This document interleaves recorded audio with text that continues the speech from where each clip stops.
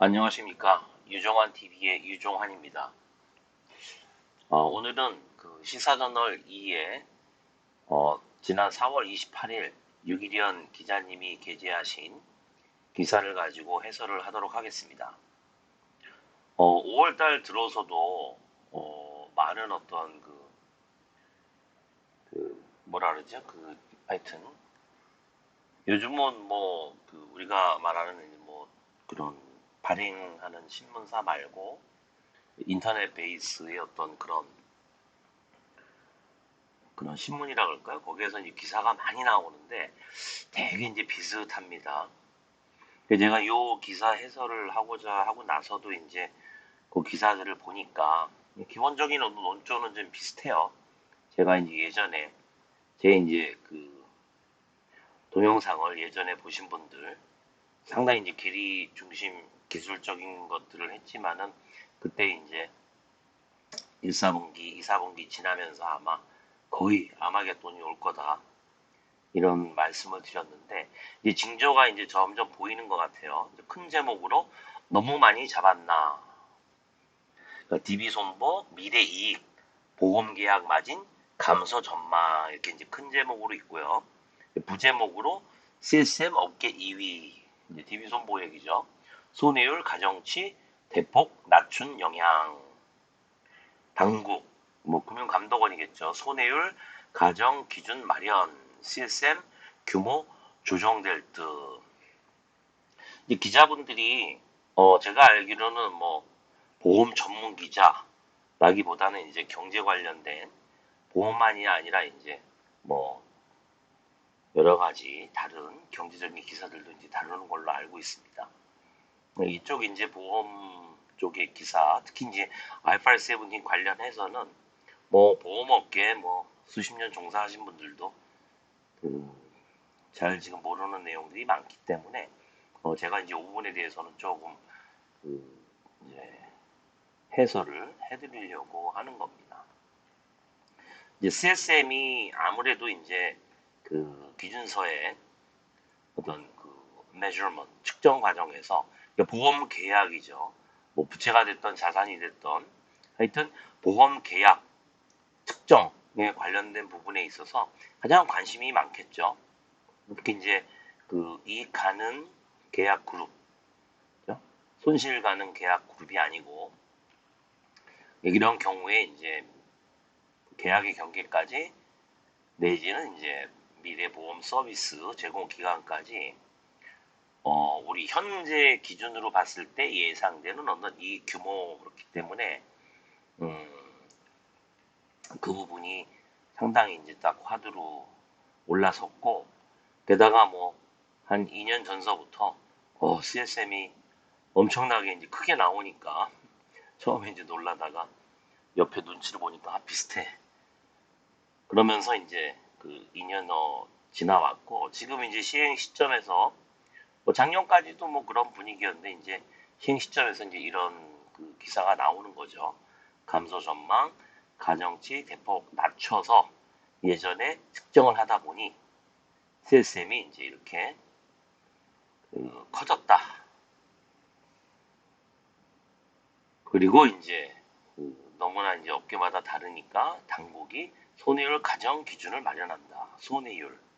이제 기자분들이 손해율이라고 하는 거를 어떻게 이해하실지 이게 로스 레이쇼고 이전에 사실 이게 손해보험사의 그 특화된 개념이었어요. 그러니까 생명보험회사 저도 이제 근무를 했었지만은 손해보험회사에서는 로스 레이쇼 손해율이라는 부분이라기보다는 뭐 이제 3위원 해가지고 뭐 우리말로는 이제 4차 뭐 2차 B차 이렇게 했는데 이제 손해보험 저는 이제 외국에서 손해보험사에서 이제 오래 일을 했으니까 장기보험 우리나라처럼 이제 장기보험 판매하고 있는데 손해보험회사가 그거 없는 경우에 이제 딱 CY 기준으로 1월 1일부터 12월 31일까지 내가 벌어들인 보험료 earned premium 그죠? 경과보험료 분의 이제 손해액인데 손해액이 사실은 CY 손해율로 보는 거는 뭐 거의 non-actuarial, 계리 전문가가 아닌 부분에서 보는 거고, 그거는 뭐 이제 그 나름대로 뭐 그 의미가 있습니다만은 저기 계리적인 측면에서 특히 이제 요 보험 계약의 어떤 측정과 관련해 가지고는 뭐 굳이 쓴다 그러면은 이제 그 발생 기준이겠죠. 그러니까 1월 1일, 12월 31일 요 기간에 발생한 것들의 미래 이제 예상되는 손해까지 다 포함해서 이제 어떤 경우에는 이제 뭐 ALA 할당 손해사정비 이제 포함해서 나오기도 하고 그리고 이제 사업 비율은 이제 경과보험료가 아니고 이제 우리말로 뭐 수입보험료, 거수보험료, 그 리튼 프리미엄 기준으로 해서 사업비 두 개가 이제 합산 비율이어서 이제 투자 쪽을 제외한 부분에 있어서의 어떤 그 이익에 대한 기준, 특히 이제 손해액하고 그다음에 손해액 관련된 할당 조사비, 뭐 불리하기도 하고 뭐 같이 넣기도 합니다만은 이런 차원의 가정인데 IFRS 17 하에서는 이 손해율이라는 개념 자체가 없어져야 돼요. 유사한 걸 이제 만들어야 되겠죠. 왜냐하면 기준서에서도 이야기하듯이 보험료라고 하는 건 항상 우리가 미래에 대한 서비스를 제공하겠다는 가정 하에 미래지향적으로 내가 받는 보험료고 뭐 기존의 개념처럼 내가 서비스 제공함에 따라서 내가 그거를 내 수입으로 인식을 한다 이런 면을 떠나서 계약연기 끝까지 항상 그 추정해가지고 당기잖아요, 그죠? 그러니까 이제 기간에 따라서 나눌 수가 없는 거다 이렇게 이야기를 하고, 그죠? 그래서 우리가 얘기하는 손해요, 그러니까 경과보험료, earn premium 개념이라는 거 자체가 없죠. 물론 뭐 그거를 뭐 깊이 있게 이제 개념적으로 설명을 하면 뭐 비슷하다 이럴 수 있지만 우리가 보통 실무적으로 보는 손해율이라고 하는 것이 사실은 이제 개념이 바뀌어야 돼요. 그래서 지금 뭐 손해율을 쓴다 그러면은 뭐 뭡니까? 뭐 과거의 어떤 경과보험료분의 AY 최종 손해액 이렇게 손해액 해가지고 추정을 해서 그 미래의 경과보험료 기간별로 추정해가지고 거기다 곱하나요? 이게 미스매치가 제가 봤을 때 많을 것 같고 하여튼 그런 차원의 뭐 얘기가 길어지는데 안에 내용을 이제 들으면서 하죠. 저 읽어보면서 DB 손해보험의 그 계약 서비스 마진 규모가 크게 줄어들 것이라는 전망. 그러니까 이제 그 이전에 크게 잡아놨는데 올해 들어와서 보니 이제 줄여야 될 것 같다. 줄여야 될 거라기보다는 여기 얘기하는 걸로 하면은 손해율 가정 기준을 마련한다든지 뭐 CSM에 대한 어떤 뭔가 기본적인 가이드라인을 뭐 금감원이 만들면 줄어들 것이다. 라고 하는 황당한 그런 전망을 하고 있는 거죠. 좀 읽어보고 추가적으로 설명드릴게요. DB 손보는 특히 실손보험 손해율 가정값을 낮게 설정한 영향으로 그러니까 이제 장기보험 얘기죠. 우리나라만 가지고 있는 그리고 세계 유례 없이 복잡한 보험이죠. 어느 나라를 봐도 뭐 모르겠어요. 제가 후진국은 뭐 그런 식의 보험이 있는지 모르지만은 뭐 주담보하고 뭐 어떤 특약 뭐 그거를 많이 붙여가지고 이렇게 게다가 어떤 실손 그 페이스 어마운트가 정해진 게 아니고 인덱니티죠, 그죠? 어느 그 인슈어드 어마운트만 정하고 그 안에서 실제 내가 손해보험 보험 본 것만 커버해준다 이런 보험 이게 그 손해보험사에서 이런 식으로 파는 거는 아주 유니크합니다. 틀렸다 뭐 좋다 떠나가지고 저 부분 때문에 이제 엄청나게 많은 어떤 그 유지 비용이 드는데 일단은 여기 말씀드린 것처럼 손해율 그러면은 내가 뭐 미래보험료가 이 정도 내가 벌어들이는데 거기에 대해서 보험금 그 아니면 손해액 지급되는 것 자체가 최종 손해 기준으로 봤을 때 이거를 손해를 낮게 하면 당연히 낮게 나올 거 아니에요, 그죠? 그래서 DB손보가 이제 2위 수준으로 크게 늘어나가지고 되게 이제 핑크빛 그런 미래 전망에 젖어 있었는데 실손보험 손해율 가정값 산정 방식을 손질하기로 하면서 DB손보의 CSM도 조정될 수 있다는 관측. 그러니까 참 이게 우리나라의 어떻게 보면 병폐인데 아니 이런 어떤 계리적으로 중요한 개념이에요. 왜냐하면 우리가 보험료를 조정을 할 때에도 뭐 장기보험 일부 실손도 이제 그렇게 제가 이제 바꿔놨습니다만은 삼성화재 있을 때 20년 전에 근데 하여튼 그 자동차나 어떤 일반 보험 쪽 같은 경우는 선회율법이라 그래서 이제 선회율로 쓴단 말이죠. 근데 산정 방식을 금감원이 손질한다. 이거는 손질할 권리도 없고, 예? 손질해서도 안 되고, 그죠? 손질할 능력도 없어요. 그러니까 그 자동차나 일반 보험 중에서 이제 특히 이제 자동차 보험 같은 경우는 어느 나라고 맨데토리예요. 강제 가입이에요. 그리고 이제 산재 보험, 그건 이제 그 외국에서는 그걸 workers compensation 그러는데 이런 강제 보험에 대해서는 뭐 영국을 제외한 나라들 이렇게 그 이렇게 하시오라고 해요. 그렇다고 하더라도 그거를 그 어떤 파이낸셜 오서리티에서 이렇게 정한 게 아니에요. 이거는 자체적인 어떤 몇백 년의 그 프로페셔널한 그런 프랙티스 연구를 통해서 아, 이 방식이 가장 합리적이야라고 정리되어 있는 거를 그거를 교육받고 그 실무를 하는 사람들이 금융당국 밑에 들어가서 전문적으로 하는 거예요. 우리처럼 뭐 대강 그 순환보직으로 있는 사람들이 와가지고 제대로 지식이 없는 사람들이 뭐 yes or no 하는 방식 아니고 게다가 영국 같은 경우는 맨데토리조차도 가장 선진적이라고 저는 보는데 자율적으로 시장에 의해서 그 정하라고 한단 말이죠. 그 우리는 지금 뭐 생명보험이고 뭐 장기보험이고 다 이제 금감원에서 뭐 하나라도 정해주길 바라고 또 정해준 대로 하고 있는데 산정 방식을 손질한다. 이거 참 아직까지도 참 후진적인 그런 측면이라고 봐야 되겠죠. CSM을 뭐 또 가이드라인을 설정한다 그러는데 손해율 가정값 산정 방식을 손질한다. 참 어이가 없는 얘기입니다. 27일 금융권에 따르면 DB선보의 진NMR 기준 이렇게 됐는데 삼성화재에 비해서 이제 그 1조 정도 차이로 뒤를 쫓는데 뭘 뒤를 쫓기는 1위에 오를 수 있다는 관측도 존재한다. 그러니까 그 전에 그랬단 얘기죠. 지금 이제 그 하려고 하는 기준 하에서 이제 IFRS 17 하에서 부채 항목 중 하나 그죠? 어떻게 보면은 빌딩 블록 어프로치로 보면 이제 빌딩 블록 4고 이 CSM이라고 하는 거는 사실상 빌딩 블록 1, 2, 3 이행 현금 흐름, 풀프먼 캐시 플로우에 어떻게 보면은 거기에 의해서 드라이브 되는 거죠. 그리고 이제 CSM은 중간에 내가 별도로 계산할 수 있는 게 아니에요. 그죠?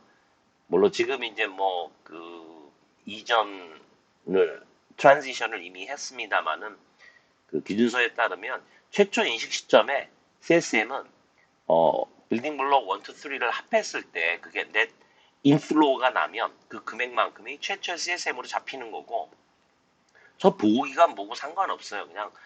그냥 이런 거의 기준서에서 얘기하는 건 계약이 들어오자마자 계약 그룹으로 내가 딱 확정을 해서 어너러스 테스트를 통해서 CSM은 넷 인플로우면 금액이 플러스로 잡히면서 이것이 이 계약의 어떤 경계에 그게 뭐 1년이 됐건 뭐 5년, 10년이 됐건 20년, 30년이 됐건 거기에 이제 지금 시점에서 봤을 때 어떤 예상되는 이익으로 드라이브 되는 개념이에요. 그래서 그게 이제 그 당연히 미래 부분이니까 서비스를 제공함으로써 이제 거기에 따른 어떤 이익으로 인식되는 거기 때문에 이제 부채 항목으로 잡히고 그 이후에 어떻게 돼요 이게 항상 그 현재 기준에서 다시 또 서브시컨 매저먼트를 미래에 대해서 해야 되기 때문에 그 결과에 따라서 이행 현금 흐름을 내가 예를 들어서 LRC에 대해서 측정을 했더니 또 뭔가 그 얘기 나는 분이 생겼다 그러면 어떻게 됩니까?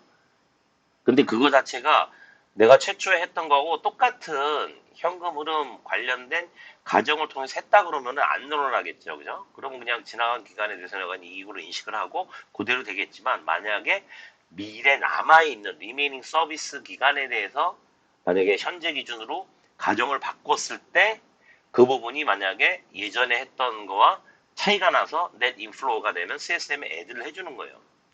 이제 그런 식으로 해서 CSM은 계속 캐리 포워드가 되는 거고 어떤 이행 현금 흐름을 재측정을 할 때 변동되는 부분이 그 부분에 플러스 마이너스가 되는 그런 개념이에요. 그래서 예전처럼 뭐 어느 시점에 내가 딱 스팟으로 해가지고 계산할 수 있는 것이 아니다라는 측면으로 이해하시면 돼요. 그러니까 그런 걸 잘 이해 못하니까 되게 지금 이제 CSM에 집착을 하는 거예요. 그리고 보험사가 매해 거둘 보험 영업 이익의 규모를 파악할 수 있을 만큼 가치평가의 핵심 지표. 예.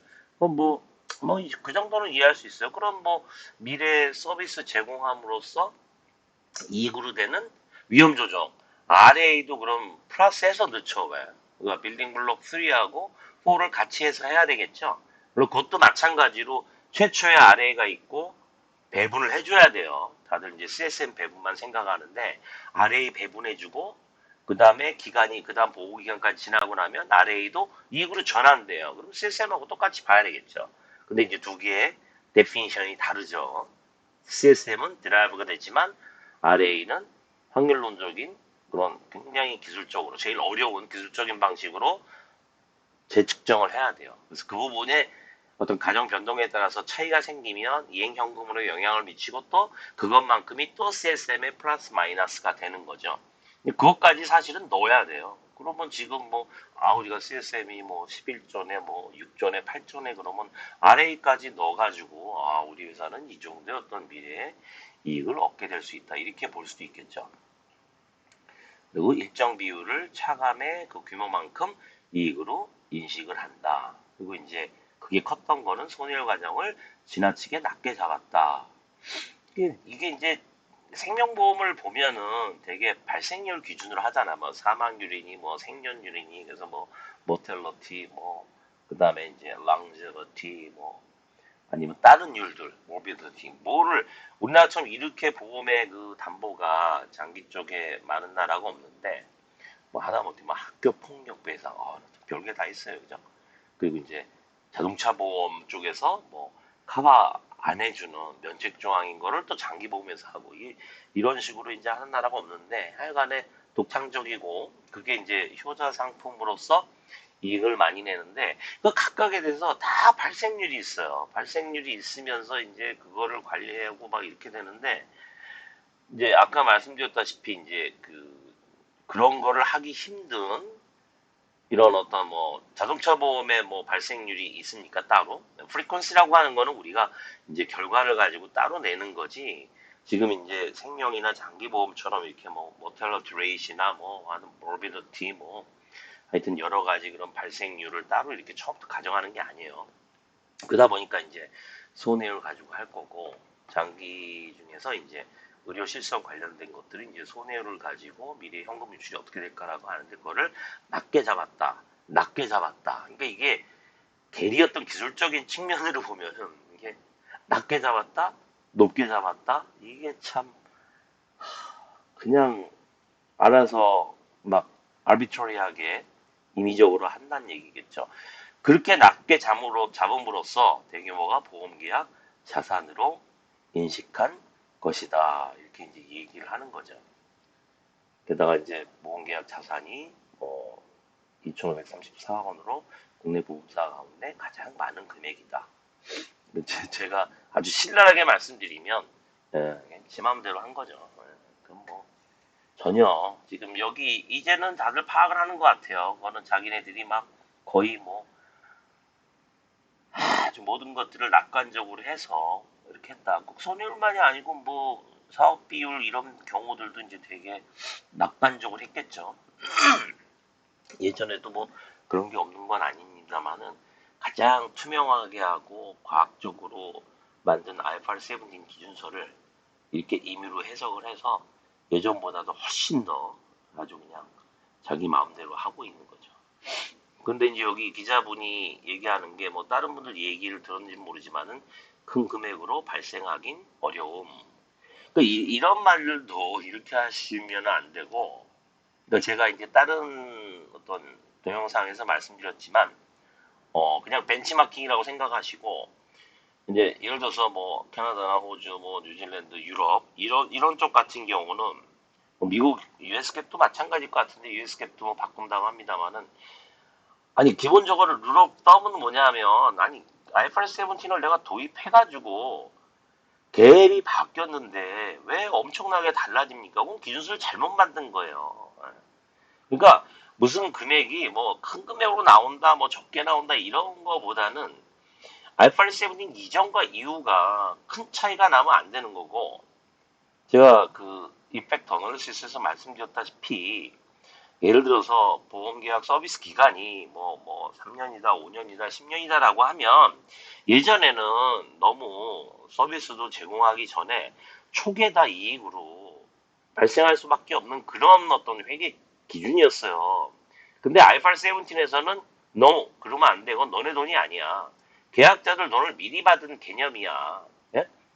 그렇게 됐기 때문에 초기에 이익이만인 게 아니고 대개 보면은 어느 정도는 그래도 이분리 디스트리뷰트가 된단 말이에요. 기존에는 세이븐 이전에는 막 많았다가 그러니까 오히려 보면은 이 차원으로 보면은 예전에 비해서 솔직히 말하면 초기 시행 때는 줄어야 되는 거예요. 좀 어느 정도. 예, 이런 것도 뭐 제가 100% 단정적으로 말씀은 안 드리지만 이펙트 어널리시스는 그렇게 생각을 했죠. 그러니까 이거는 뭐 어떤 분의 이야기를 하여튼 그 인용을 하셨건 이렇게 되는 거죠. 그리고 뭐 이제 조금 뭐 여기 이제 관련해서 뭐 좀 그 계리적인 내용도 이제 들어서 쓰신 것 같아요. 해지율 여기 있네요. 그죠? 해지율 이런 가정 뭐 통해서 그러니까 이런 거는 이제 기자분들이 아무래도 이제 계리적 이 전문가들하고 만나서 이제 들으면서 이렇게 하시는 것 같아요. 그래서 이제 이렇게 마이너스가 되고 손해율은 보험사가 받은 보험료 대비 지급한 보험금 비율. 이게 간단한 거 아니고요. 그래서 이제 계리적인 측면에서 손해율은 아까 말씀드렸다시피 분모는 이제 뭐 1월 1일부터 12월 30일이 아니면 해당되는 분기에 내가 earned premium 지금 기준이에요. 세븐틴에서는 그게 없다 그랬죠. 그거 대비 그 기간에 발생한 것들의 미래 최종 그 손해 지급것까지 다 추정을 해서 그죠? 각각의 이미 알고 있는 클레임은 개별 추산, 케이스 아웃스탠딩. 아직 나한테 보고가 딜레이되는 IBNR 이런 경우에는 총량 추산, 머크 리저브를 해가지고 다 합친 최종 손해의 기준으로 낸 손해율을 쓴다. 이제 그런 의미인데 그거는 알파 17에서는 제가 그 개념을 적용할 수 없게 그렇게 했죠. 근데 이제 여기서 단순히 보험료 수입은 크게 늘어난다라고 낙관적으로 하고 지급보험금은 줄어든다고 낙관적으로 하면 그럼 뭐 단순히 뭐 손해율을 낮춰가지고 하는 거죠. 왜? 회사에 이익이 된다고 생각을 하니까. 그죠? 그리고 이제 뭐 또 하나 지금 한국은 큰 게 의료 실손 보험 같은 경우는 되게 이제 그 갱신이잖아요. 그죠? 예를 들어서 뭐 주계약이 제3항이면 이거는 뭐 거의 뭐 막 새만기 막 80, 막 100세까지 가. 그런데 이런 의료 실손 같은 경우는 이제 굉장히 인플레이션 센시티브 하니까 이런 부분들은 이제 갱신을 했어요. 뭐 처음에 1년 갱신으로 하다가 3년 갱신, 5년 갱신 이렇게 하는데 이런 식의 구조를 가진 보험이 없거든요. 근데 어떻게 해요? 그 보험을 가진 상태에서 처음에 계약 경계를 잘못 잡는 바람에 그러니까 한 외국 회사만 이제 끊었는데 지금 회사들이 다 이제 특히 이제 손해보험 쪽 같은 경우 뭐 갱신 이후에도 가정을 하는데 보험료를 자기 마음대로 나 이만큼 보험료를 올릴 거야라고 지금 막 예상을 해요. 그것도 낙관적으로 할 수 있겠죠, 그죠? 나 뭐 그래서 제가 한 5, 6년 전에 처음 봤을 때 보험료 5% 올리는 경우, 7% 올리는 경우, 몇 프로 올리는 경우 막 그런 식으로 어떤 센시티비티 테스트를 했더라고요. 기준서로 보면은 보험료를 내가 조정을 해야 되면 거기까지가 계약인 게 끝인 거예요. 그러니까 이게 지금 잘못된 거가 제가 봤을 때는 거의 7, 80% CSM을 튀기는데 또 한 큰 영향을 하는 것 같아요. 이제 안에 들어가서 봐야 되겠지만 이게 보험료를 미래 현금 흐름을 예측을 하는데 저 갱신 계약에 대해서 계약 연기를 연장한 다음에 보험료를 내가 마음대로 올려. 이거가 바로 분식회계 출발점입니다. 그것 때문에 CCM 금액이 지금 많아진 거예요. 자, 그러면 이제 자신이 인식할 정도로 손해율 추정치가 내려가면 CSM도 크게 증가. 그러니까 거의 매니플레이션 했다라고 보면 되겠죠. 여기 예제가 이제 흥부화재 롯데선보도 1,700억, 1,625억 이거 CSM도 2조, 1조. 와, 엄청나죠. 보험사 규모에 비해 CSM이 크다는 평가가 나온다. 보험사 규모? 마켓 시어인가요? 보험료 기준에? 마켓 시어 기준으로 봤을 때 저게 크다. 이렇게 이제 평가하는 건데, 그러니까 뭐, 그야말로 뭐, 회사, 회사 빨리 좋게 해가지고 매각하려고 하나? 그죠? 이게 뭐, 이거보다도 더 극단적인 효과도 있을 거예요. 다른 기사에서 봤지만, 뭐, 어떤 회사는 지금 그 관리받는 지 벌써 뭐 꽤 된 회사인데 뭐 이익이 나요. 그런 경우는 말도 안 되는 거죠. 그죠? 그 일부 생보사의 경우는 외화보험 계약, 그 다음에 이건 하향, 자산으로 인식했다. 뭐 하여튼. 그래서 이 손해율 기준을 마련한다. 말도 안 되는 얘기다. 해서도 안 되고, 할 수도 없고, 해봐야 웃음거리만 된다. 기술적으로 과연 손해율에 대한 기준이나 이런 부분들도 막 굉장히 다른 거예요. 특히 이제 IFRS 17은 계약 그룹 차원으로 그 측정을 하기 때문에 그냥 손해율도 그냥 손해율이 아니고 3차원이에요. 그러니까 언더라이팅 기간에 따른 그 계약들을 AY, DY로 추정을 해서 사실 내야 되는 거예요. 물론 이제 데이터가 없으면은 좀 기술적인 어떤 측면이 필요하지만 그래서 계리적 가정에 대한 손해율 가정에 대한 표준이 없대요.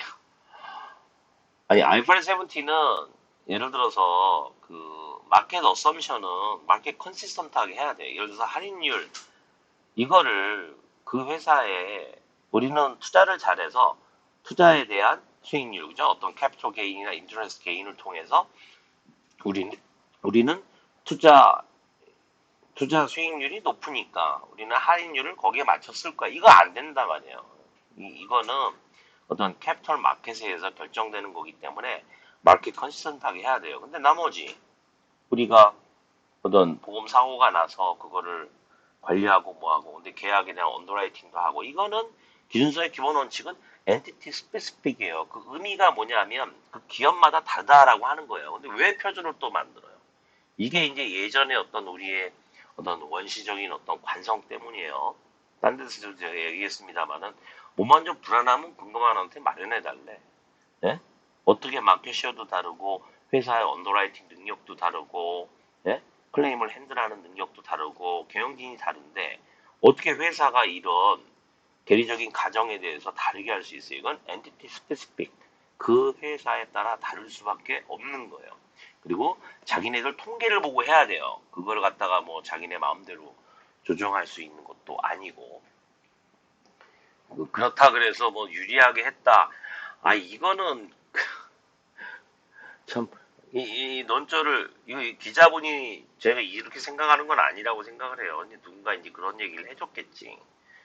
이건 회사마다 엔티티 스페시픽하게 하는데, 그런 원칙이다 보니까는 뭐 회사가 다 유리한 방향을 했다. 그거 아니고요. 그냥 어떤 전문적인 통계를 분석하고 거기에 따라서 어떤 미래 예측에 대한 어썸션, 파라미터를 잡아내는 이런 부분들의 프랙티스가 아직 원시적이어서 그런 거지 그 원칙 자체가 그렇다 그래서 뭐 금감원이 회사들이 다 다른데 야 이렇게 할 수 있는 게 아닙니다. 그래서 뭐 손해율이 상향 조정된다. 그러니까 손해율 자체를 현금으로 추정해 쓰는 것 자체가 지금 되게 원시적인 거고 IFRS 7 기준서에서는 그런 얘기 절대 없고 거기 뭐 아래에 대한 특징을 설명을 할 때도 항상 frequency, severity 얘기하고 뭐 어떤 기간에 따라 다르고 그걸 갖다 굉장히 그 어떤 그 엘로건트한 표현을 썼지만 계리 기술적으로는 그 굉장히 어떤 스트릭트한 그런 기준입니다. 게다가 또 금융당국이 그 전에 제가 이제 이투데이인가 거기에 기사 소개에도 말씀드렸습니다만 CSM 산출 방식에 대한 기준을 정립하기 위해 해당 분야 전문가들의 의견을 수렴하고 있대요. 정말 이거는 아니 CSM은 제가 아까 그랬잖아요. 그냥 IFRS 17 기준서에 있어요. CSM이 이런 거다. 이게 최초로 어떤 나온 개념이고 그죠? Contractual Service Margin. 그래서 보험계약 마진 그렇게 이제 회계기준원이 처음에 하는 것 때문에 그랬는데 뭐 이거는 정말 계약 서비스 마진인데 이거는 measure 되는 거예요. 결과적으로. 그래서 그것도 measure이라는 표현도 사실은 이제 기준서에서 처음 쓴 건데 글로벌리도 어, 최초 들어오자마자 최초 측정을 하고 그걸 계약 그룹 단위에서 계속 이 계약 그룹을 한 번 확정하면 얘네들을 끌고 가요. 뭐 중간에 끌려 합할 수는 있지만 그래가지고 계약의 경계가 다 종료될 때까지 얘네들을 끌고 가는 건데 그때 계속 이걸 측정한단 말이에요. 최초 측정하고 또 어느 더 보고 기간에는 또 과거 거는 LIC로 정리해서 손익으로 터트리고 미래에 대한 거 다시 측정해서 그 전에 측정한 거랑 비교하고 이렇게 계속 캐리 포워드로 해나가면서 CSM은 드라이브 되는 거다. 그죠? 그리고 이제 내가 뭔가 그 어떤 benefit amount나 remaining service period에 따라서 배분된 금액 그리고 이제 미래에 대한 어떤 뭐 내가 그 가정이나 모수를 변경함으로써 미래 이행 현금 흐름 LRC에 대해서 추정한 거에 변동분이 반영되고 나서 엘로케이트 해가지고 그만큼을 이익으로 인식을 하고 나머지는 또 부채로 끌고 가는 거죠. 응? 그렇지만 사이드로 보면은 내가 서비스를 잘해서 잘 관리를 해서 계속적으로 그 어떤 악화된 상황이 아니면 이것이 이익으로 되지만 상황이 안 좋아지면 얘네들이 다 날아가고 갑자기 손실이 생길 수 있는 거란 말이에요. 그러니까 이거는 이거에 대한 기준을 정립을 한다. 해당 전문 분야 전문가들의 의견을 수렴한다. 뭐 저한테 물어본 적 없고요. 그리고 이 SSM이라고 하는 게 어떻게 보면은 드라이브 되는 거고 기준서에선 명확하게 이렇게 돼 있는 건데 이거를 또 무슨 금감원이 조정을 해요. 그래서 제가 심하게 얘기한 게 IFRS 17 그러면 채택하지 말고 감독 회계로 가는 거지 뭐. 감독 회계로 하면서 뭐 우리는 이 용어를 글 쓰고 우리가 알아서 하나요? 세계적인 웃음거리가 될 거고 이거는 뭐 너무나도 그 비전문가적인 그런 의견이다. 근데 한국에서 지금 어떤 그 관성 때문에 뭐만 어려우면 금감원에서 좀 정해주면 안 돼? 그 사실 할인율도 지금 제가 이제 기술적인 거 자세히 아직은 본격적으로 얘기 안 하는데 이코노믹 시나리오 제너레이터에 의해서 선진국 같은 경우 회사마다 한단 말이죠. 이걸 뭐 금감원이 쭉 그냥 해가지고 분기 단위로 해서 스팟하고 포워드 레이스를 배포한다. 이거 자체도 굉장히 웃음거리가 될 거다라고 하는 거죠. 그러니까 지금 손해율 가정, 손해율이라고 하는 거를 추정을 하고 뭐 세셈 산출 방식을 어떻게 한다. 이런 부분 자체가 우리의 현재 IFRS 17의 이해도에 대한 그 수준을 나타내는 거고 이게 몇 년 동안 그렇게 돼 왔어요. 게다가 지금 시행을 하고 있는데 아직도 그 얘기가 나와요.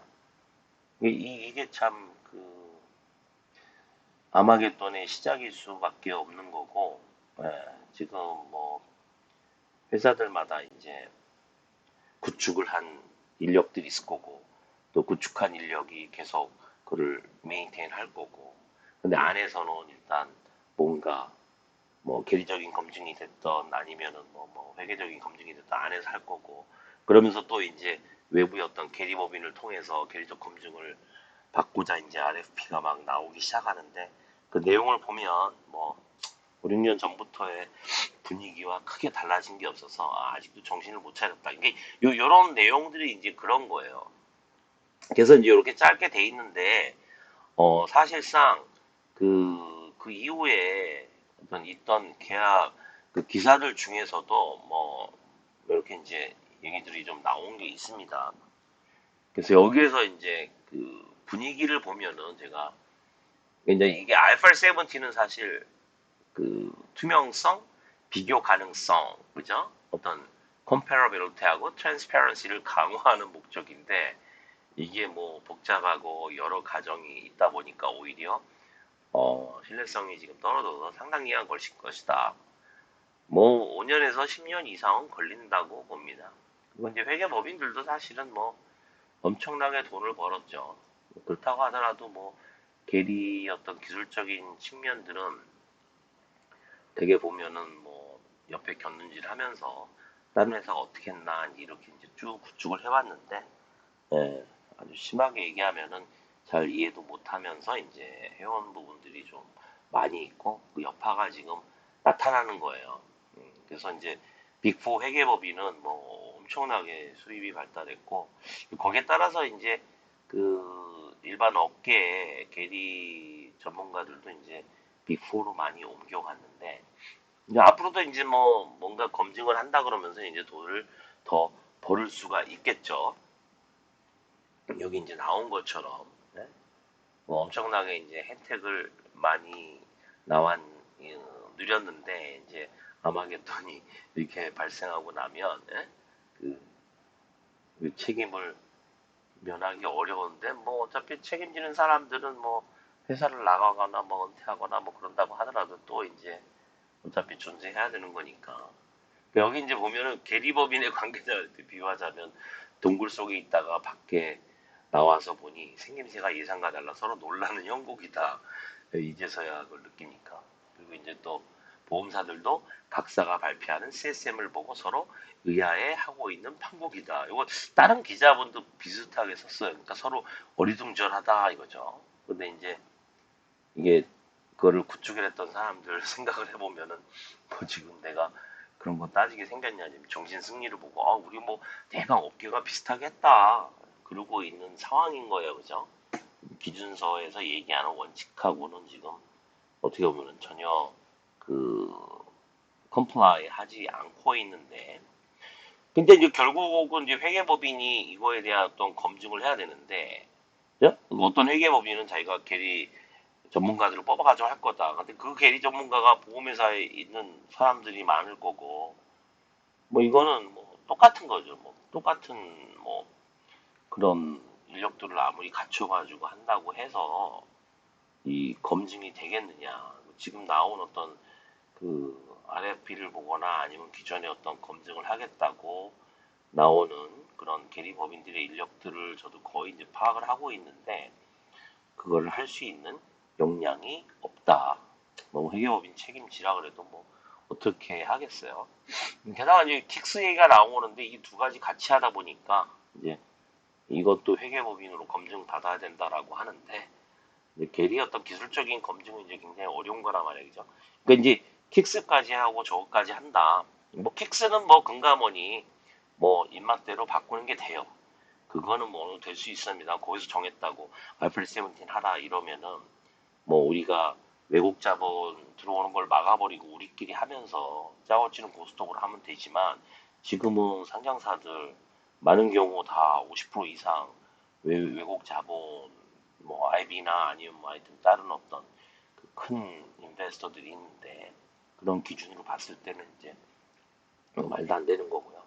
그러니까 킥스는 감독 당국이 할 수 있어요. 이거는 이제 솔벤시 2예요. 그죠? 이 회사가 망하면 안 되니까 이제 그런 차원의 기준이기 때문에 그거는 이제 우리가 얘기하는 정말 시장, 마켓, 밸류 그런 차원에서 보는 거고 IFRS 17은 엔티티 스페시픽이 되게 중요하단 말이죠. 그래서 이제 이게 계속 기업으로서 어느 차원의 수준에 있는가라는 거를 이제 비교하기 위한 거기 때문에 그런 차원으로 이제 그 회계 감사 그 안에 또 계리적인 검증이 되게 중요한 거죠.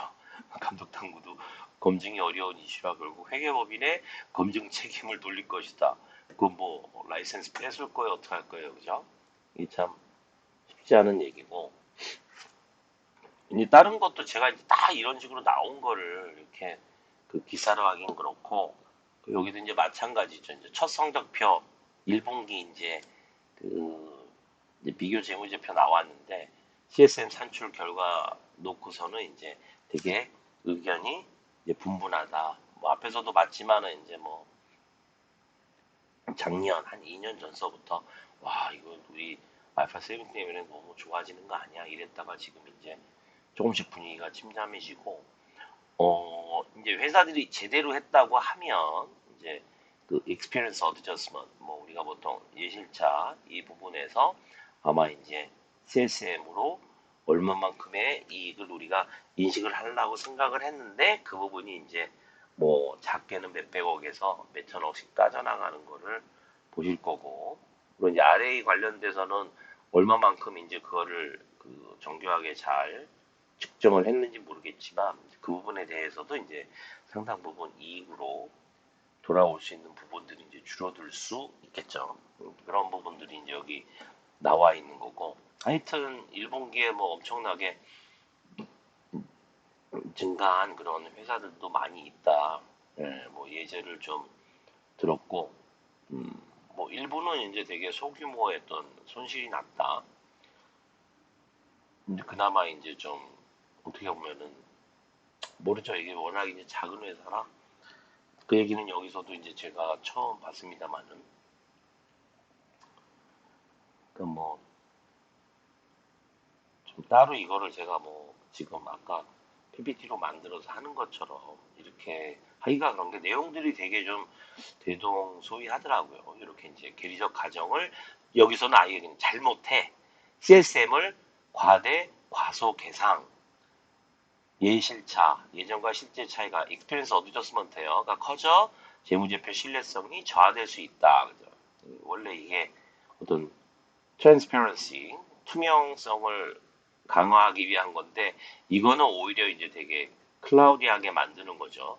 뭘 했는지 모르고 또 예전처럼 뭐 검증 들어가서 대강 도장 찍고만 나오면 그러면은 뭐 이거는 어떻게 해결될 수가 없는 거죠. 그래서 CSM 산출의 가이드라인을 제시. 여기도 나온단 말이죠. 전체 분위기가 그런 것 같아요. CSM을 산출을 하는 게 아니고 CSM은 드라이브 되고 그리고 이제 기준서의 측정 과정에 따라서 이게 완전히 다른 건데 이제 기자분들은 이제 잘 모르니까 뭐 가이드라인을 따로 제시해요. 알파 17에서 너무도 명확하게 이런 식으로 해야 된다라고 돼 있는 거예요. 그러니까 물론 이제 뭐 세부적으로 들어가서 뭐 이렇게 할 수 있지만 뭐 이거를 내가 많이 인식하고 적게 인식하고 이렇게 뭐 많이 산출하고 뭐 하고 이런 부분들은 그거는 거의 뭐 분식 회계라고 보시면 되는 겁니다. 그래서 이제 구체적인 가이드라인이 없다. 알파 17 하에서 당연히 그 거기에 있는 거고요. 그죠? 뭐 이게 이제 그 머리에서 나오는 거예요. 그러니까 기자분들은 제가 봤을 때는 본인들이 뭐 기준서를 막 보고 이해해서 하시는 게 아니고 이제 업계에서 이렇게 이야기를 들어가지고 하시는 건데 되게 이제 논조가 보면은 좀 비슷한 것 같아요. 요 앞에 이제 요 두 개가 이제 5월 3일자 나온 건데 참 여기 보면은 이제 도입을 앞두고 수년간 어떤 준비를 해왔다. 예? 그러면서 뭐 표준 방식 아니 기준서가 있는지 자꾸 이제 그런 얘기야. 요거는 이제 반대의 비판이구나. 저는 그렇게 비판하는 게 아니에요. 뭐 여기서 이제 얘기하는 이게 아니고 아니 원칙이 명확히 있는데 그거를 제대로 이해 못하고 자의적으로 해석해서 지금 나오는 문제지 뭐 이거를 마련해야 된다 안 해야 된다 이런 식의 어떤 저는 비판은 안 하도록 하겠습니다. 보험사 자율의 판단에 맡긴다. 원래 갭이에요, 갭. 그리고 유럽에서 뭐 20년 넘게 거의 30여 년 동안 만든 그 기준서, 굉장히 정교하게 합리적으로 잘 만든 기준서에 따라가지고 하는 거지, 뭐. 자율적이니 뭐네, 뭐, 이런 건 아니죠. 그렇기 때문에 원칙만 제시를 한 거예요. 그러니까 우리가 익숙하듯이 뭐 막 룰 베이스로 해가지고 이건 이렇게 하시오 저렇게 하시오 그렇게 하는 게 아니고 기본적인 프린서플만 그렇게 해야 그게 갭이 되는 거지 뭐 공식을 막 제시하고 킥스처럼 이렇게 해가지고는 갭이 안 되는 거죠. 게다가 뭐 완전히 대륙이 다른 나라들이 다 그거를 적용을 해야 되는데 그게 원칙 이러이런 의미에서 이렇게 원칙으로 한다. 원칙이니까 내가 알아서 적용하는 거 아니냐. 천만의 말씀이라 이거죠. 어떤 부분들은 특히 메저먼트 관련해 가지고는 굉장히 스트릭트하고 굉장히 구체적이면서 굉장히 합리적으로 아주 정확하게 제시하고 있는 부분들이 있다 말이죠. 그게 어떤 의미가 있는지를 이제 정확히 이해를 못하니까 이제 이런 어떤 혼란이 나타나는 거고 그게 처음 나왔을 때 그거를 만들고 뭐 공청회도 하고 질문도 받고 답하고 막 이거를 거의 20여 년 이상 했음에도 불구하고 딱 2017년 나오니까 영국, 뭐 캐나다, 호주 뭐 이런 데서 다 이거는 actual paradigm shift다. 제가 봤을 때 패러다임 점프라고 할 정도로 굉장히 큰 거라 이거죠. 그리고 이제 가장 최근에 어제 나온 이제 기사를 보면 여기에서 이제 이렇게 아예 이제 기준 없는 계리 가정에 왜곡되는 현금 흐름. 왜곡이라는 말이 나왔어요. 예. 저처럼 이제 분식이라는 말은 이제 너무 세니까 안 쓰셨는데 이제 계속 그래요. 뭐 CSM 산출 가이드라인이다. 표준 산전 방식 도입해야 된다. 이런 정말 후진국적인 이런 이야기들이 이제 나오고 있는 거죠. 지금 이제 CSM. 그러니까 만약에 이제 몇몇 기자분들은 저한테 이제 연락을 해서 좀 도움을 받고자 되게 이제 젊은 분들이더라고요. 그런데 이제 바쁘시니까 막 그런데 이제 알파 70 기준서 안에 물론 이제 그게 적용 지침도 있고 결론의 근거도 있고 이제 되게 입을 게 많단 말이에요. 근데 그런 어떤 측정 과정만 이해를 해도 그 measurement 그게 이제 그 measurement and initial recognition 하고 그다음 subsequent measurement 이 measurement 부분만 좀 어느 정도 이해를 하셔도 기사 쓰시는데 도움이 될 거고 그러니까 뭐 사실 뭐 업계에서 이거를 구축했던 인력들조차도 아마 제 생각에는 정확히 그거를 이해하고 있는 분들이 많지 않아요. 이렇게 이야기를 해보면 뭐 게리보인도 마찬가지고 그래서 아마 지금 어떤 이제 1분기 오디트를 하고 그 안에 이제 그 게리법인들의 인력들이 들어가서 그 노세한 분들이 들어가서 또 그냥 도장만 찍고 나오지 않을까. 예, 아니면은 뭐 예전처럼 그냥 대강 샘플 뽑아가지고 이거 뭐 대강 발생률 넣고 계약에 곱하고 뭐 하고 했더니 이 계약의 숫자가 맞네 틀리네 뭐 그딴 식으로 그냥 하나의 검사라는 이런 차원으로 넘어갈 것 같아서 오지 이제 걱정이 됩니다. 제가 이제 어떤 그 대리적 검증을 어떤 식으로 해야 되는지 해가지고 지금 1편을 만들었는데 생각보다 많은 분이 보세요. 물론 뭐 이게 구독자가 뭐 한 130여 명이고 지금 100명도 그거를 안 보셨습니다만은 다른 거에 비해서 되게 관심이 많으신 것 같아요. 왜냐면 뭐 딴 데서 들을 수 없는 그런 내용이기 때문에 이제 제가 뭐 2차, 3차 이제 계속 나갈 거예요. 지금은 벌써 measurement on initial recognition 먼저 하고 subsequent measure 나가면서 이제 1분기에 대한 거를 이야기를 할 텐데 하여튼 그런 부분 관련해서 좀 조금만 알고 계셔도 잘 쓰실 수 있을 것 같아요. 그래서 좀 제가 길을 좀 떨어뜨리는 얘기지만 손해율, 산출 뭐 기준을 마련하고 뭐 CSM, 산출 기준을 마련하고 한다는 것 자체가 어디 가서 얘기하기 싫을 정도로 창피한 얘기고 그렇게 해서도 안 되고 그렇게 하라고 하는 것도 아니고 그리고 그렇게 할 능력도 없다. 뭐 업계 뭐 전문가를 모아가지고 해봐야 제 생각에는 그 밥에 그 나물이기 때문에 나올 게 없단 말이죠. 그리고 이제 자꾸 계리적 가정 하면서 손해율 얘기하는데 그러니까 이미 그 유럽이나 선진국에서는 솔벤시 2 2017년도 이제 유럽 시행하고 캐나다도 이제 지금 시행을 하고 있는데 이때 이제 확률론적인 모델링은 이미 그 20여 년 넘게 뭐 그보다 더 오래되게 계속적으로 액츄얼 소사이티 안에서는 실무적으로 이걸 이렇게 해야 된다라는 부분들을 많이 했기 때문에 그나마 일로 넘어오기가 쉬웠단 말이죠. 근데 뭐 우리는 계속 어떤 뭐 중고등학교 수준의 어떤 방정식 풀이하듯이 해오다가 글로 넘어가려고 하니까 어디서 학교에서 배워본 적도 없고 실무적으로 배워본 적도 없고 뭐 컨설팅 하는 친구들도 와가지고 그런 내용들을 제대로 하지도 못하고 알바 17 기준서나 제대로 실무적으로 해석을 하고 바이 하트로 이해할 수 있는가 그런 실무적인 내용 자체를 그게 없는 상태에서 지금 다 그냥 헤매고 있는 거죠. 그래서 제가 아마겟돈이라고 하는 겁니다. 그래서 여기 지금 뭐 몇 가지 이제 여러 가지 것들이 와가지고 이제 부채 평가에 대한 왜곡이라고 이제 이야기를 하시는데 저는 이게 어떤 의도를 가지고 나쁜 생각을 가지고 이렇게 일부러 했다고는 생각 안 해요.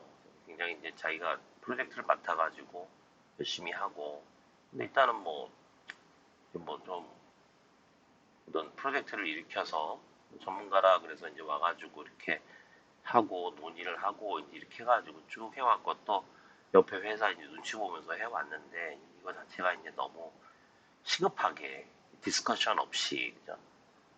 좀 우리 뭐 교리 사회에서도 이제 뭐를 만들어서 이제 디스커션 합니다만은 디스커션 훈련들이 안 돼 있고 일단 기준서가 있는데도 기준서에 대한 어떤 근데 이게 영어를 해석하는 차원만이 아니라 이거를 어떤 전문적인 어떤 실무적 내용으로 이해를 해야 돼요. 근데 그거를 전문가들이 실무적으로 볼 수 있는 그런 매뉴얼로 작성한 게 아니라 말이죠. 굉장히 그거를 다 알고 정리하고 논의하고서는 여러 나라에 그죠? 유럽 ISB에 원래 우리나라도 회원국이고 일본도 다 회미려고 들어왔어요. 미국도 처음에 들어왔다가 빠졌고 캐나다 나중에 들어왔고 다 뭐 하다못해 홍콩이나 중국까지도 다 차이니스를 대표 보내가지고 다 논의하고 뭐하고 이렇게 해가지고 만들었기 때문에 와 이 모든 어떤 그 지구상에 다 다른 어떤 그 환경들을 감안하기 위해서는 원칙으로 해가지고 이걸 쫙 이렇게 정리할 수밖에 없었단 말이죠.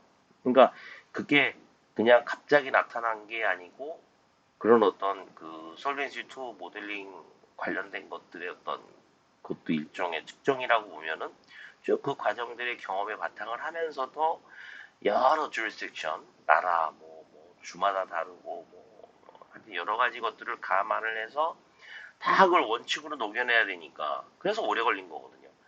그럼에도 불구하고 그거 자체가 실무적으로 한번 전환이 돼서 해석이 돼야 되는데 그런 경험이 없어 놓으니까 이제 이게 기존에 있는 거 그냥 쓰는 거죠. 그래서 아직도 LS, DX를 쓸 수가 있고 어떤 사람은 이건 프라이싱이라는데 보험료는 이미 결정된 상거예요. 보험료를 내가 흔드는 순간에 계약 연계 바뀌다 그렇게 이해하시면 돼요. 그리고 그러니까 그런 의미인데 그거를 그런 식으로 이제 쫙 그 LX, DX로 해가지고 하고 또 이거는 그 페이스 어마운트가 고정된 게 아니니까 손해율을 해가지고 대강 하자 라지로스라고 솔벤시 2에서 얘기하는 것 같은데 내부 모형에서 이거는 손해율이 크면 되지 않냐 이렇게 얘기하고 과연 캐타스트로피 재해 관련된 건 어떻게 넣는지 기준서에 명확하게 나와 있는데 너무 이제 무책임하다 할 정도로 이제 들어가 있긴 합니다만은 그 실무를 오래 해본 저로서는 그냥 그 짧은 문장에서 와 이거 캣을 어떻게 넣지 이런 식의 생각을 했던 거고 아마 그거를 제대로 지금 돼 있는 데는 없을 것 같아요. 그리고 지금 이제 아까 처음에 제가 말씀드린 것처럼 이제 계약 경계에 대한 해석 그것 때문에 많이 뻥튀기 될 수밖에 없었고 캣 문제 그다음에 중간에 또 이제 변동이 있었던 게 코비드 19 쪽에서의 어떤 그 변동 3년간의 변동들이 과연 그 어떤 어썸션이나 페라미터 잡는 데 있어서 어떤 영향을 미쳤는지 여러 가지 것들이 이제 그 영향을 미쳐서 지금 계속 이런 기사들이 지금 많이 쏟아지고 있습니다. 이런 제가 소개를 이제 이런 식으로 처음에 이제 이런 기사가 나와서 했는데 그 다음에 이제 5월달 들어서도 이제 막 나오고 계속 나올 것 같아요. 다들 이제 젊은 기자분들이 아무래도 여기 이제 얘기가 많으니까 이렇게 이제 경제 관련 아니면 금융 관련 전문 기자들이 많이 쓰시는 것 같은데 하여튼 지금 그나마 이런 어떤 문제제기가 되고 있는 거고 그리고 이제 하나 좀 제가 직접 쓸 수 있습니다만 이건 금융당국이 이래라 저래라 참여할 수 있는 문제가 아니다라고 하는 거죠. 그리고 어차피 뭐 전문가들을 초빙해가지고 어떻게 해야 돼라고 할 텐데 회의체나 협의체 만들어서 그렇게 해봐야 그 밥에 그 나물이라고 하는 거죠. 예. 그래가지고 지금 그 손해율 관련해서도 제가 동영상 하나 만들어 놓은 게 있긴 있는데 뭐 봐서 이제 한번 제가 자세하게 설명을 드릴게요. 이거는 이제 다차원의 어떤 그런 멀티 디멘저널하게 데이터를 뽑아가지고 추정을 해야 되는 게 필요한데 손해율 개념이 아닌 거죠. 이렇게 보시면 돼요. 그냥 미래 어느 기간에 대해서 기준서처럼 프리미엄 리시브드가 얼만데 예상되는 금액이 얼만데 이때 예상되는 최종 손해 그죠? 물론 이제 그 페이스 어마운트가 정해진 거는 좀 쉬운데 그렇지 않은 거 특히 이제 뭐 자동차의 대인이라든지 아니면 이제 소유업 쪽의 어떤 그 커머셜 제너럴 라이빌리티 쪽의 큰 금액들 이런 부분들은 그거는 그 프리미엄 리시브드 된 기간에 과연 최종 손해 기준으로 얼마가 나는지 이렇게 추정을 해야 되는 거거든요. 그러니까 사실은 손해율이라고 하는 기본적인 데피니션하고는 다른 개념으로 봐야 되겠죠. 뭐 다른 용어를 만들어야 될 것 같아요. 기준서에서는 뭐 그런 식의 어떤 개념이 나온 게 없죠. 그냥 그건 하여튼 뭐 그 기간에 대해서 측정을 해가지고 이제 그 결과로 이제 CSM이나 로스 컴포넌트가 나타나고 그 두 개를 어떻게 과연 손익으로 인식하는가 이거는 이제 어시메트릭 하니까 대칭적이 아니기 때문에 이제 되게 측정 과정이 복잡해진 건데 그런 과정은 제가 이제 다른 동영상을 통해서 굉장히 기술적인 내용이니까 설명을 이미 했다라고 생각을 하고 기자분들이 그거를 보고 이해하기는 좀 힘들겠지만 하여튼 그런 차원으로 이해를 해주시면 될 것 같습니다. 하여튼 기사들을 보면서 심히 염려가 되고 저도 이제 되게 이제는 정확하게 적나라하게 문제를 제기할 것 같아요. 이렇게 하다간 솔벤시 2의 뭐 킥스 문제가 아니고 알파 17 때문에 과연 몇 개 회사가 이런 식으로 가다가 흔들거리다가 과연 시장에서 어떤 형태로든지 정리돼야 될지 그러면 이런 여파가 전체 어떤 경제에 많은 영향을 부정적인 영향을 미칠 수 있다. 가뜩이나 여러 어떤 그 경제 지표들 경기 침체 우려 막 이런 것들이 올 전망이 있는데 지금 이 보험 쪽 자체도 그럴 가능성이 너무 농후하다 이런 식으로 가가지고는 물론 이게 단기에 해결 안 됩니다. 제가 처음에 말씀드렸다시피 5년, 10년 이상 걸릴 수 있고 게다가 엄청나게 많은 자원이 소요가 됩니다. 돈만이 아니고 많은 어떤 인력들이 들어와서 많은 교육 훈련을 받아야 될 것이고 제가 이제 유튜브를 지금 하는 이유도 그런 겁니다. 예, 뭐 심하게 얘기하면 꼰대들이 들어오실 필요는 없고 젊은 분들이 들어와서 계속 문제 제기를 하세요. 이제는 이런 기사들 속에서도 문제 제기가 되니까 회사 안에서 요구를 하셔야 돼요. 내가 괜히 전문가로서 이게 중요하잖아요. 이런 숫자들을 보는데 이런 부분들이 이렇게 해야 되는 게 아닌가라고 하는 걸로 해서 뭐 제 유튜브 방송을 팔아도 되고 하여튼 심히 염려가 됩니다.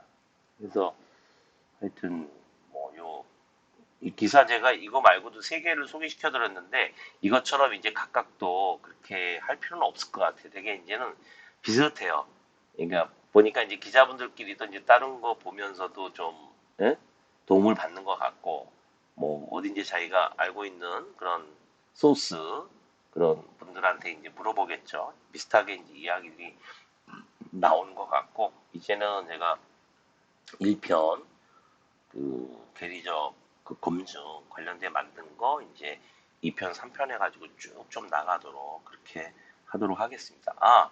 그 지금 현재 계리적 검증한다고 뭐 1년짜리 나오고 뭐 이렇게 그 어떤 RFP가 나와 있는데 그 내용들을 제가 한번 이러이러한 것들이 이제 RFP에 나오더라라고 하면서 왜 아직도 정신을 못 차리고 알파 7 기준으로 봤을 때 아직도 헤매고 있는가라고 하는 측면에서 한 번 더 대리적 검증 그 모델을 이제 설명을 할 때 한번 설명을 드리도록 하겠습니다. 어차피 이제 보험료 관련된 그 미래 현금흐름 추정 그 부분을 이제 2편으로 만들 예정이기 때문에 거기에서 더 짚도록 하겠습니다. 이게 뭐 짧은 이제 기사인데 그 시간이 이제 길어졌지만 다른 기사들하고 전체적인 분위기를 제가 설명드리느라고 이렇게 길어진 것 같습니다. 이제 계리적 검증 그 과정 비디오로 찾아뵙도록 하겠습니다. 감사합니다.